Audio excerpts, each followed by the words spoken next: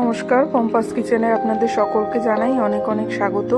আজকে আমি বানিয়ে দেখাবো ডিম ভাপা, সম্পূর্ণ ভিন্ন পদ্ধতিতে। তাহলে চলুন শুরু করি। প্রথমে আমি ডিমগুলো একটু লবণ দিয়ে সেদ্ধ করে নিলাম, আর এদিকে আমি স্লাইস করে কেটে রেখেছি আলু, একটা মিডিয়াম সাইজের, বড় দেখে একটা টমেটো, আর একটা বড় সাইজের পেঁয়াজ। আর এদিকে আমি নিয়েছি এক টুকরো আদা, স্বাদ মতো কাঁচা লঙ্কা, রসুন, গোটা জিরে, গোটা ধনে আর গোটা গরম মশলা। এটাকে আমি একটু জল দিয়ে একটা মিহি পেস্ট বানিয়ে নেবো। তো পেস্টটা আমি বানিয়ে নিলাম।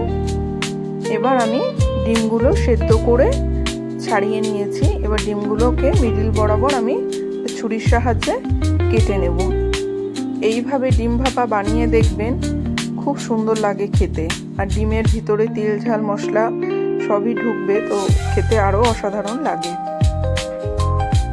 এইভাবে আমি ছুরি দিয়ে সবকটা ডিম কিন্তু আমি কেটে নেব। এটা মোটামুটি আমি 3 জনের জন্য বানাচ্ছি, তো আপনাদের বাড়িতে যে কটা মেম্বার আছে সেই অনুযায়ী আপনারা ডিম নিয়ে নেবেন।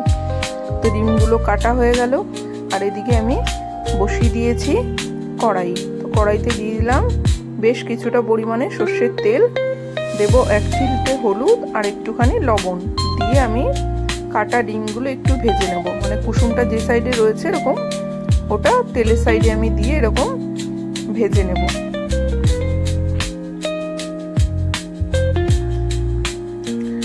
প্রত্যেক কটা ডিম আমি এরকম তেলের মধ্যে দিয়ে একটু হালকা করে ভেজে নেব। দেখুন একটু লাল লাল হয়েছে, তো আমি উল্টে পাল্টে ওই সাইডটাও ভেজে নিলাম। এবার আমি ডিমগুলো একে একে তুলে নেব। দেখুন কুসুমগুলো কিন্তু একটাও বেরিয়ে যায়নি। এটা একটু ভালো করে বুঝে ভাজলে কিন্তু এটা কোনো প্রবলেম হবে না। এবার তেলটার মধ্যে আমি পেঁয়াজগুলো এরকম ছাড়িয়ে ছাড়িয়ে দিচ্ছি।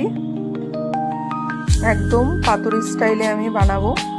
তো পেঁয়াজগুলো এরকম কুচি কুচি করে আমি কেটে রেখেছিলাম, সেগুলো এরকম তেলের মধ্যে আমি দিয়ে দিলাম। দিয়ে দিব কেটে ধুয়ে রাখা আলুগুলো আমি দিয়ে দিলাম। একটু পাতলা করে কেটেছি যাতে সেদ্ধ হতে কোনো সমস্যা না হয়। এবার আমি যে সমস্ত মশলাটা করে রেখেছিলাম সেটা দেবো, মানে জিরে, ধনে, কাঁচা লঙ্কা, আদা, রসুন, গরম মশলা, সমস্ত পেস্টটা আমি পুরোটাই দিয়ে দেবো।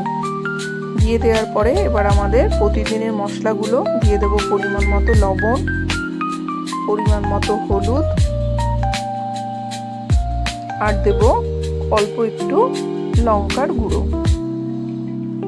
বেশি দিলাম না আমি, যেহেতু লঙ্কাগুলো যথেষ্ট ঝাল আছে তাই আমি অল্প একটু ঝাল লঙ্কার গুঁড়ো দিলাম। এবার ওপর থেকে দিয়ে দিলাম টমেটো চেরা। টমেটোগুলো দিয়ে দিলাম। দিয়ে এবার সমস্ত কিছু হাতের সাহায্যে ভালো করে মাখিয়ে নিতে হবে, যাতে মশলা, আলু, পেঁয়াজ সমস্ত কিছু ভালো করে মিক্স হয়ে যায়। তো এটা একটু ভালো করে মাখিয়ে নেবেন, তাহলে কিন্তু পাতুরির স্বাদটা আরও দারুণ হবে। খুব ইজি রান্না আর ভীষণ তাড়াতাড়ি হয়ে যায়। ডিম তো অনেকভাবেই খেয়েছেন, একবার এইভাবে ট্রাই করে দেখবেন, আশা করছি খুব ভালো লাগবে। এবার মিক্সি ধোয়া যে জলটা আছে সেটা আমি দিয়ে দেবো। আমি কিন্তু আর এক্সট্রা কোনো জল দেবো না, এতেই কিন্তু রান্নাটা পুরো একদম কমপ্লিট হয়ে যাবে। তো জলটা আমি একটু ভিতরে দিয়ে একটু নাড়িয়ে দিলাম। পুরো পাতুরিটা আমার সেট হয়ে গেছে। এবার আমি ঢাকা দিয়ে দেবো মোটামুটি 5 মিনিটের জন্য। গ্যাসটা স্লো টু মিডিয়ামতে রেখে আমি দেখুন 5 মিনিট পরে ঢাকনাটা খুলে এরকম একটু নাড়িয়ে চাড়িয়ে দেবো, যাতে সমস্ত কিছু ভালো করে সেদ্ধ হয়ে যায়। তো নাড়িয়ে দিয়ে আবার আমি 5 মিনিটের জন্য ঢাকা দিয়ে দেবো। দেখুন কত সুন্দর কালারটা চলে এসছে। আর এখন কিন্তু সমস্ত কিছু ভালো করে সেদ্ধও হয়ে গেছে।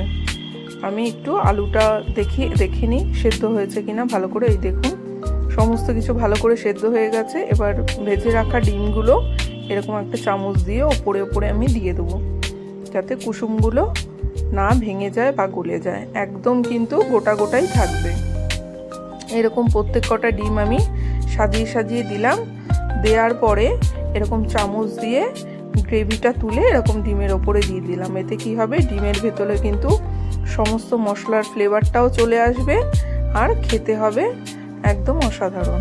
তো এরকম প্রসেসে এরকম করে আমি দিয়ে মোটামুটি আরও 2 মিনিটের জন্য ঢাকা দিয়ে রাখলেই রেডি হয়ে যাবে দারুণ স্টাইলের ডিম পাতুরি। অবশ্যই বাড়িতে বানাবেন আর আমাকে কমেন্ট করে জানাবেন কেমন লাগলো। ভালো লাগলে একটা লাইক করে দেবেন। ভালো থাকবেন, সুস্থ থাকবেন, সাবধানে থাকবেন।